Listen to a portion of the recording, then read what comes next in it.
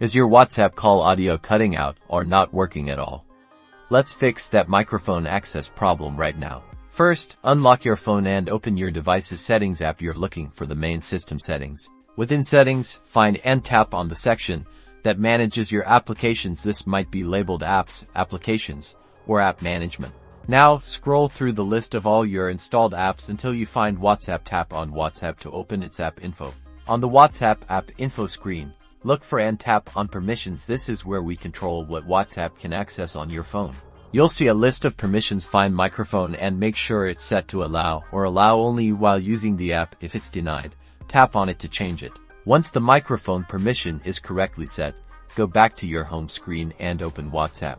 Now, try making a WhatsApp call. Test it out by calling a friend or using WhatsApp's own voice calling feature to check if the audio is clear. If the issue persists, ensure you have a stable internet connection, either Wi-Fi or cellular data, as poor connectivity can also affect call quality.